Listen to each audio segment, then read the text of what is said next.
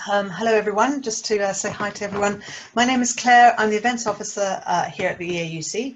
I'll be hosting today's webinar and helping with questions and answers and giving us a bit of background. Great, so on to the webinar. It's Love Our Colleges Weeks. Salix is aiming to support colleges in England and Wales and their energy efficient projects. So we're hoping that this will result in a range of benefits and some financial savings for all our colleges in the UK. I'm not going to go into any more. I'm going to let Sinead share her screen with you from now. And Sinead, just to introduce her, is the Salix's Programme Coordinator for Higher and Further Education. She's joined by Joan Dayap, who's a Client Support Officer at Salix. And also joining us is Bob York. He's the Deputy Director of Estates at Northampton College, and he's going to tell us a bit more about one of their recent projects. So Sinead, straight over to you. Just going to start by saying thank you for everyone for joining. Thank you to the EAUC for hosting us today. And thank you obviously for Bob York for taking part on this. We're hoping to give you kind of a bit of a background to Salix and our work with further education, and then hopefully hear a bit more about your plans as well. So it's myself, Sinead, I'll take you through the first section, and then my colleague Joan will move on to the kind of second half of the presentation. Okay, so just a quick agenda.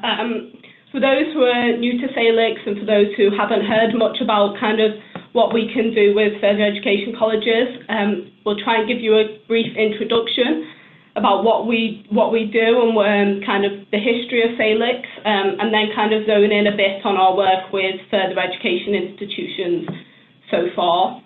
Introduce you a bit to our loan scheme, and then kind of move into having a bit of a background from kind of a personal perspective of using the Salix loan scheme from Bob at Northampton College.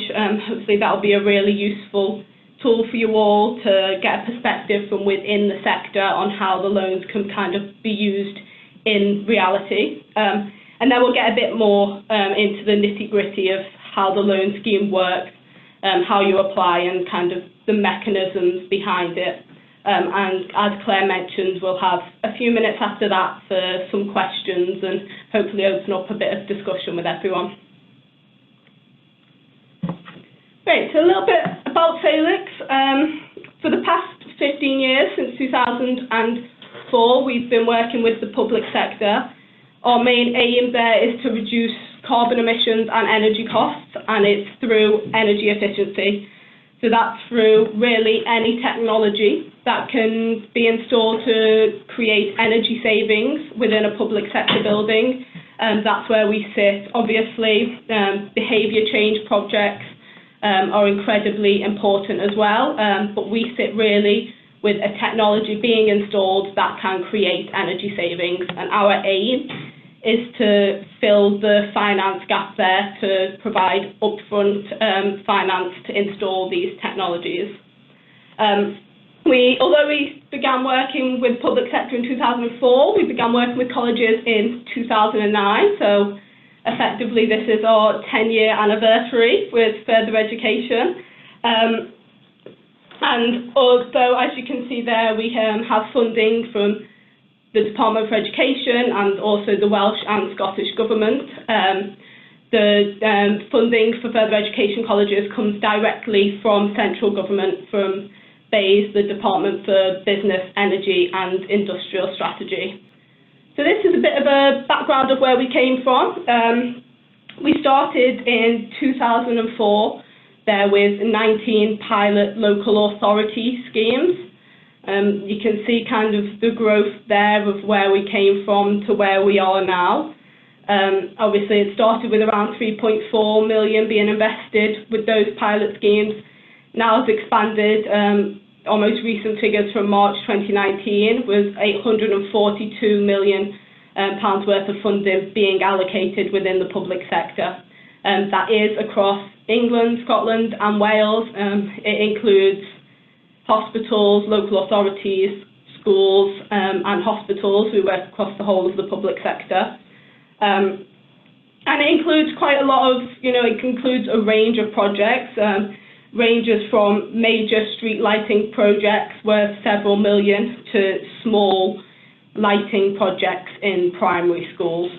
So we really do fund a range of sizes and scale across the public sector. Obviously, you can see there that there's an incredible amount invested, and there's also an incredible saving attached to that. Annually, it's estimated at just over 180 million saved across the public sector, which for such a kind of, especially with further education, for such a kind of cash-strapped sector, that saving is really what we try and promote there, because the technologies that are installed do create incredible financial benefits, obviously, as well as the incredible carbon savings as well. So a bit more of a focus on colleges, because that is what we're all here for. So of that scale that I mentioned briefly there, the amount that we've invested in colleges to date has just taken over 40 million, which, as I said, has been since 2009. Similar to the Salix scheme as a whole, the range in further education projects has also been huge. We've seen of the largest almost kind of projects worth 500,000, but also the average size of projects that we see with colleges is around kind of 23 to 25,000 pounds. So they aren't always huge scale, they aren't always massive upgrades. Sometimes they are quite small projects, but it does create, as you can see there, a total of over 123 million over the lifetime, and over 11 million saved in further education colleges alone on a yearly basis, which I think is an incredible number. If we break that down to individual projects, this saves an average of £6,000 a year for a college who's taken out a Salix loan, which kind of, when you compare that to a £23,000 project, that is really a great return on investment and an incredible saving, you can see there. So it is already a huge investment that we've made in the further education sector. It's one that we're keen to move forward, especially, obviously, we can see the financial savings there, but if we take a look at the carbon savings as well, we mustn't forget that that's obviously also a huge part of what we do, and what we're aiming towards is to really create those environmental benefits there as well. So this is just a brief introduction of how they've done it. This is really the bread and butter of the kind of Salix model, so our Salix Energy Efficiency Loan Scheme. The first of these was run in 2009, which is when colleges were first eligible for Salix funding, and it's an interest-free loan for energy efficiency projects. So it's completely interest-free, and like I said, it's for any technology that saves carbon and saves money on energy bills. And we work on a carbon criteria because of this. It's £191 per tonne of carbon dioxide over the lifetime. To translate this is really just the amount of money that the technology, that the investment takes to save a tonne of carbon.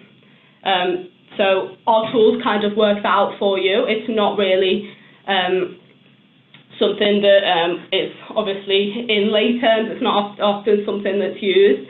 And so our tools work that out for you, but really what this is making sure is that the technology you're installing is energy efficient, that it's going to create carbon savings. And as part of that, it will also create energy savings on energy bills. The other section there is that the loan is repaid over 5 years. So like I said, it's an interest-free loan, and it's paid back using the energy savings that are predicted through the installation of the technology. If the payback period of the project is longer, for some technologies it can be longer than this, it can reach 7 to 8 years perhaps, then we can still fully fund these projects, but they will have to be repaid within 5 years. So in that sense, you are just repaying the savings a bit earlier than you are recouping them on your bills. Over the lifetime, obviously, it still creates a saving on your bills, but over the loan repayment period, you will be paying more than the savings you are seeing on those energy bills.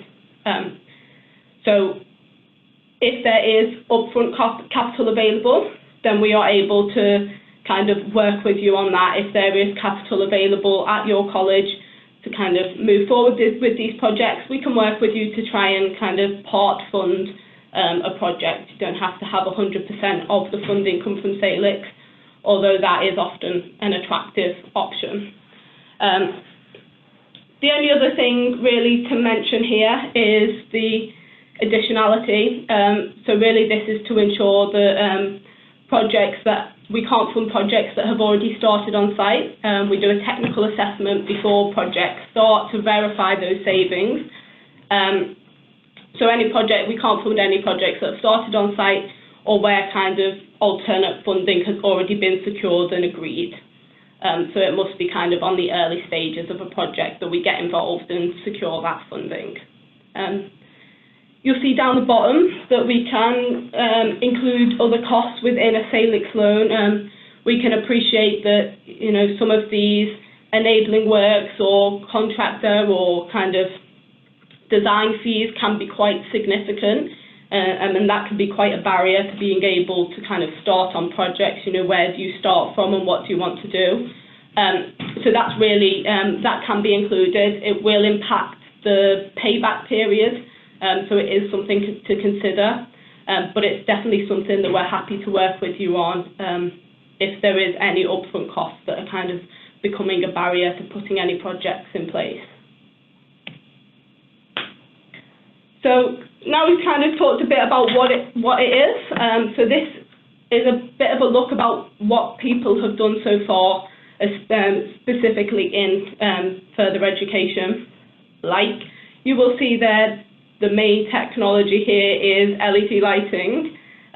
It's an incredibly popular technology for good reason. There's a really attractive payback there. The costs are attractive, and it's quite an easy installation process compared to more complex technologies. And when you think about LED lighting in an educational setting, the wider benefits you'll see from that, like I'm sure Bob will touch on later, is for the learning environment. It's kind of well proven that LED lighting does have wider benefits and also maintenance benefits. So there is good reason why that is continues to be our most popular technology across the public sector and within colleges. Other ones you'll highlight there is pipework insulation. There's an incredible payback period associated with pipework installation and quite a simple technology again to install, so that's been very popular, as have things like lighting controls, even without switching out the lighting, building in controls, especially in a college situation where the kind of running hours of different rooms, different areas and different buildings can be quite complex. Lighting controls can be a great option there. You'll also see kind of within the other section, there's some ICT upgrades that can be quite useful when in data centers or server rooms, and also in large IT areas with computers and PCs. There can be some great savings attached to that, and it's quite a visible technology for people to get involved with and to really make a statement about the work that's going on behind the scenes. So although this is kind of quite a small look at the technologies we fund, we do have over 100 eligible technologies on our technology list. They are mostly retrofit technologies, so where we focus is in your existing building stock, and it's aiming to get that existing building stock up to a really great energy efficiency standard. We are able to look at new builds. so we can fund projects that go above and beyond building standards, but the majority of our work is focused within kind of existing building stock. And I suppose the question here is, why is this important? Great work has been done with the EAUC over the past year to really focus in on the higher and further education institutions that have declared a climate emergency in line with our government. Really, the focus here with further education and the wider public sector is preparing the sector for the next step. Because when we look at kind of looking for zero carbon and the wider and the kind of the further step in that, the first stage is to ensure our buildings are as energy efficient as possible to make that transition more feasible. So that's where we sit really, is within the energy efficiency. And every little bit that's done, even a small LED project, will create savings and it will make estates more ready for the future. We're not limited kind of just to energy efficiency projects. We are looking at kind of future expanding into electric vehicles. Obviously, another one which might be important within further education colleges is lab upgrades. You can identify areas where the energy use is so much higher, and labs are really one of those areas, and there's some great technologies out there that can create significant savings. There's obviously more complex ones, and once you've looked at kind of the energy efficiency and there's up to a certain standard, you can then look at kind of renewables and how you can put that into how you generate electricity. So one that we can fund is solar PV. There's been a few projects already within the further education sector. Obviously, it will depend on the space available and whether it's feasible, but the prices of solar PV are coming down, which makes the payback really quite an attractive option. What we can also do there is, if a PV installation is being installed which matches peak demand during term time, but the buildings aren't being used as much during the holidays, and we can fund projects where part of the energy may be exported during those lower areas. So although we do sit within the energy efficiency market, there's also opportunity there to move out into the renewables if you're at the stage where that's feasible on your estate. I'd now look to hand over to Joan, who will take you through a bit about how this looks in reality. First of all, thank you, Sinead, for that great overview of the Salix and the technologies that we currently fund. If you have any questions about what Sinead's spoken to, please feel free to include them in the chat or in our Q&A session after the session. So this slide looks at the model college and our ultimate goal in regards to the overall government goal of a net zero economy by 2050 is to advance a net zero building, as defined by the World GBC, a building that is highly energy efficient with fully powered from on-site and or off-site energy sources.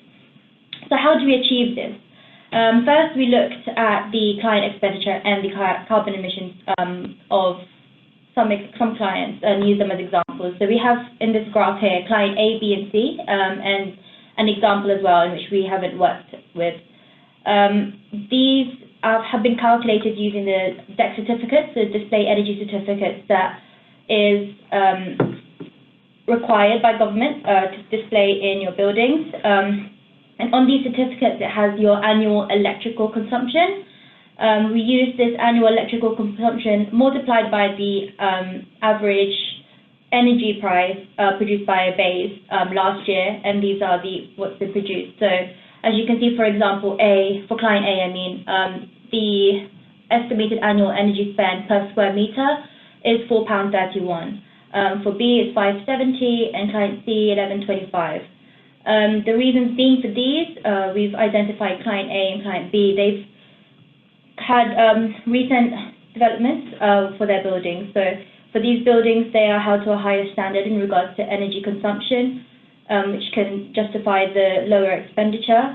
But as Sinead mentioned, with us and our focus on older buildings, client C and the example have been identified to have a lot of older buildings and larger estates. And this is where kind of Salix steps in and can help you in reducing your energy bills. In particular, client C is only in developing their pipeline at the moment, so hopefully we can see a reduction in that £11.25 spend per square metre soon.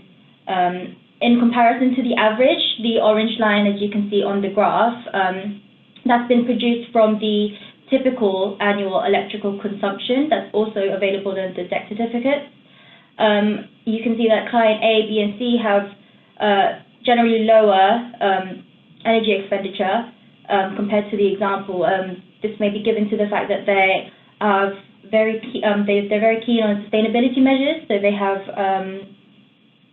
have conservation measures in place, and they're very keen on energy efficiency projects. Following on from this, we have the next slide. So this graph is a graph that shows some example clients taken from the projects that they've done with us. So you can imagine these debt certificates will be a lot older, well, only last year, but starting from 2017, in where the project hasn't started yet, and 2018 once the project has been complete. So on the left hand and the middle graph, you can the difference between these have shown a 10% to 15% reduction in energy spent per square meter.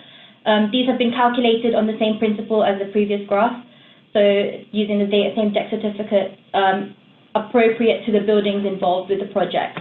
But it is important to note that while Salix has contributed to the reduction in these prices, the college itself may have taken energy efficiency projects funded by other funding bodies, or they may have conducted behavioural management schemes that may have contributed to the reduction in their energy consumption levels.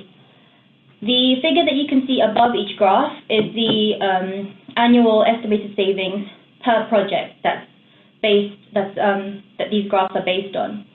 So as you can see, the one on the left-hand side, the annual savings predicted for that project itself was £7,000. And I think that lines up with what Sinead said, the annual estimated savings per college is around £6,000. On the right-hand side, you can see that the annual savings for that college is £25,000. That was a particularly large project. Their estate in general is significantly larger than the other two. A little bit more on the graph on the right-hand side is that they were missing a few debt certificates between the few years, which can justify the large drop from £15.90 to £12 per square meter squared. We are looking to do more projects with the client on the right-hand side, hopefully to lower their energy bills a little bit more.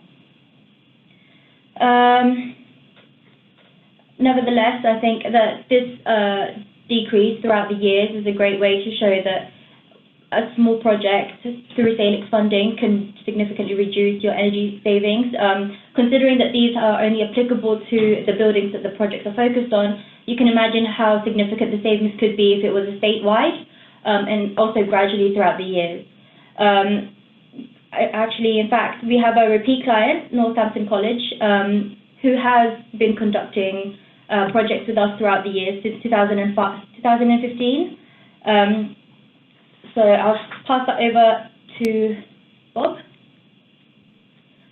We've worked with Northampton College since 2015 on multiple energy projects, and Bob York is here to speak on those projects, the Deputy Director of Estates at Northampton College.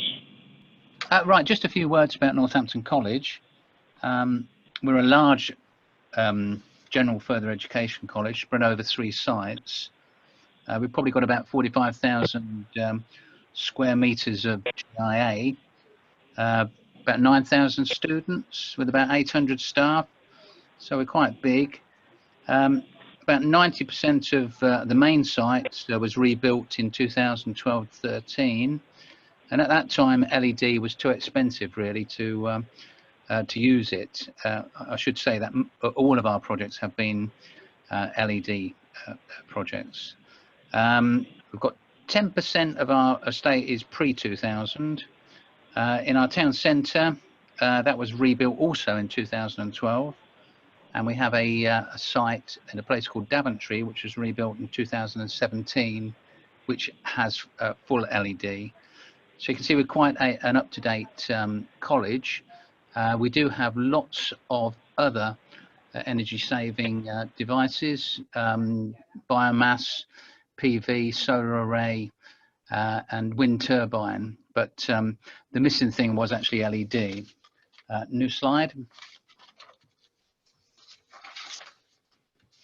We've worked with Salix for, I think, about 4 years now. And this is sort of details of our latest project. It's probably our biggest project we've done with them. And we did all of this work during the summer recess. We chose the corridor stairwells because of the occupancy. They're used pretty much from 6 o'clock till 11 o'clock, 6 days a week. So that is important, certainly, to get the payback. It was completely funded by Salix, and there's a little note there at the end about the BMS, because we have got BMS throughout all of our colleges now, and we use that. Our building engineer uses it daily. He tracks to make sure everything is working properly, and the meter side of it is also tracked. That's sent to the administrator, and she will then monitor that against all the bills. And then I do a monthly submission to the executive management team, and that shows the savings that we're actually getting. And you can track these. New slide. So obviously it's important to get senior management support. Certainly in our institutions. I'm sure anybody in FE who's listening will know the importance of that. We're lucky to have an environmental committee which is supported by the executive management team, and we like that to meet termly, and it's something that students' union get involved in, because it is important to spread this. I think young people now are very conscious that we should be looking after our planet, particularly from a CO2 point of view. I put here a bit about rely on your Salix advisor. I've found over the years that the Salix team are what I call user-friendly. It doesn't matter when you phone them or whatever the problem is, they always seem to be able to sort it out for you. They can give you invaluable technical advice. I think there's a team there that can advise on pretty much anything that you have a query about. And each stage of the application I've found is that they will actually guide you through it. So if you've got any problems, and it doesn't matter how you communicate with them, emails, telephone, they are very, very user-friendly. I put a note there about managing our own projects because as you've seen that we've rebuilt the college, and I have concerns about certain consultants. I think their fees are excessive, and we've managed to do all of this ourselves.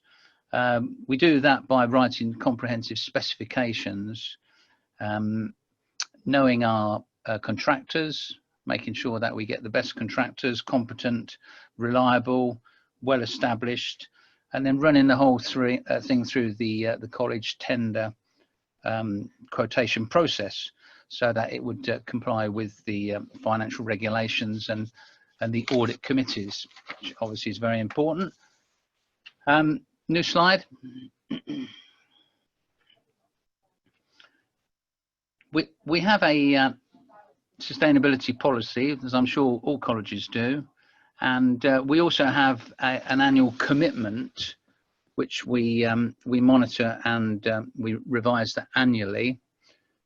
I've highlighted that we reduce energy usage and carbon dioxide by 15% by October 2020, which I think we're well on the way to doing. And also we have a little bit in there about managing emissions from site. So I think all of this with the LED is definitely the way forward. When we was last speaking to the students, they're all aware of what is going on, and all of them seem to be pretty savvy about LED, and most of them now make sure that their houses are full of LED light bulbs. Just on to the next slide, which is a project summary. So you can see we've been quite busy since April 15, and we have a whole range of projects there of varying sums as well. And as I said before, each stage Salix have been very, very accommodating, and any issues that I've had, I've only had to pick the phone up. It might be interesting to note that the last project and the biggest project is the payback was 7 years on that. Okay, so the funding payback is over 5 years, but it just shows that there is that flexibility with Salix, that they will give the funding even though the payback was actually outside of the 5-year figure.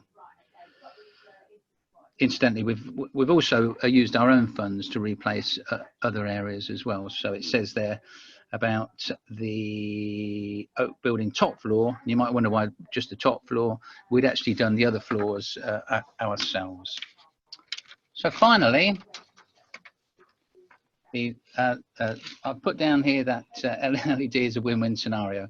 So as I'm sure all FE colleges are aware, that revenue has been extremely tight.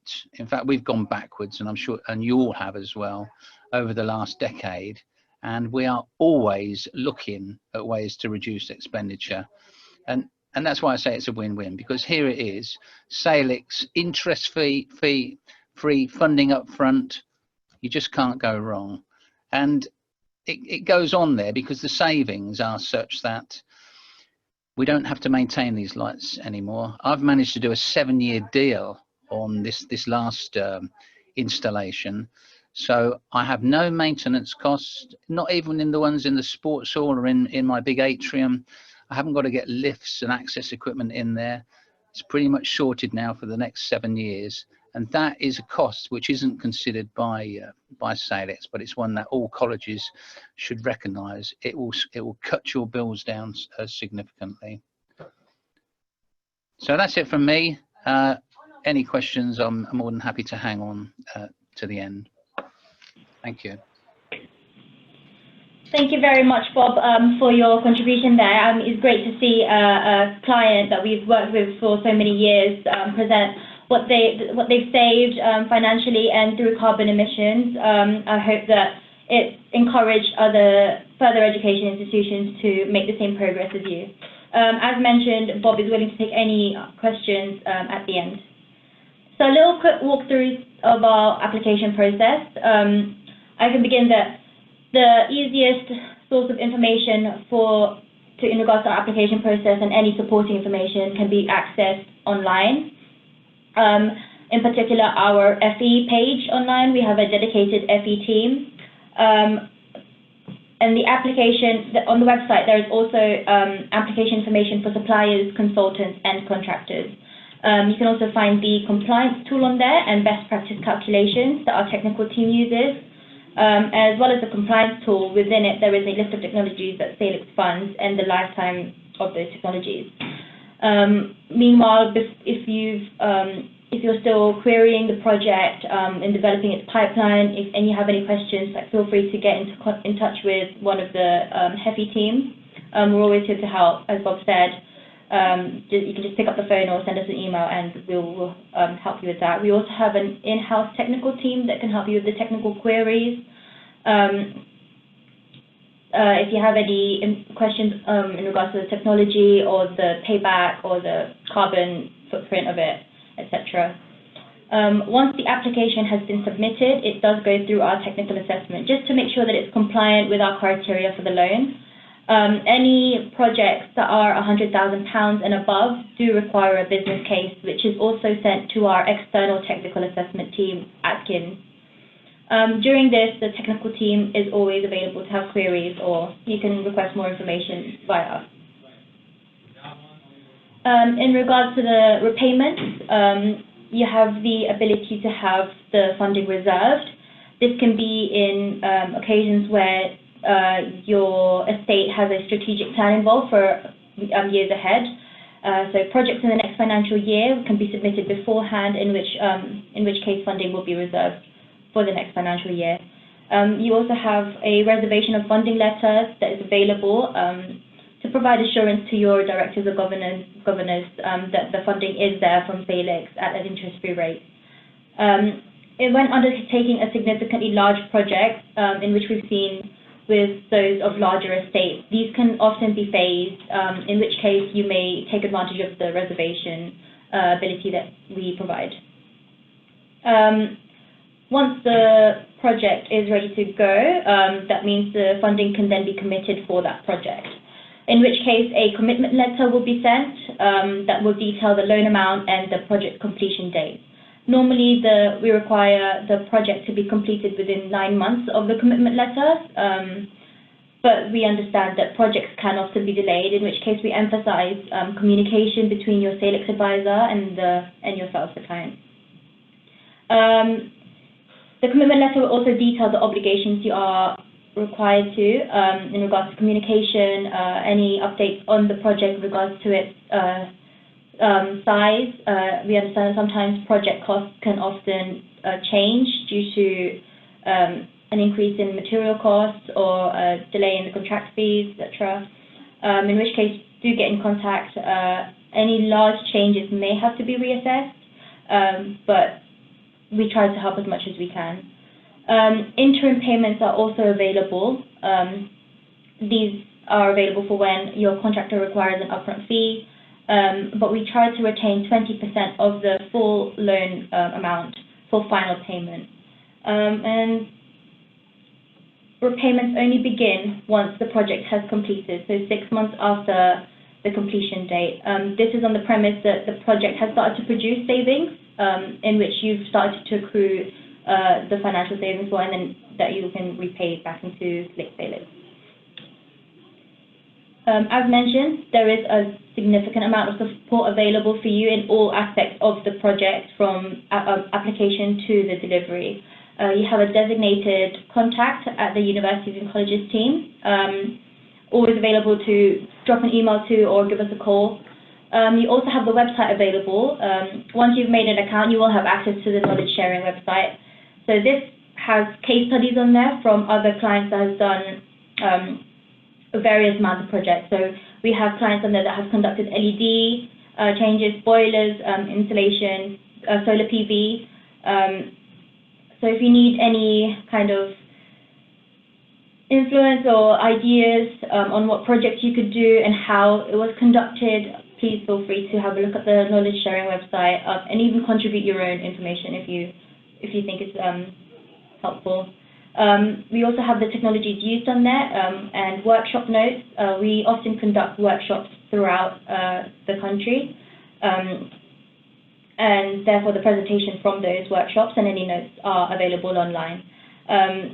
We also have the technical team that can support you with technical queries. The technology list, as mentioned on the compliance tool, is not exclusive. So if you have a particular technology that you think might be useful, in particular the decarbonisation of heat has introduced a lot of prospective technologies in which our technical team is looking at, then feel free to get in touch and we can have a look into those technologies.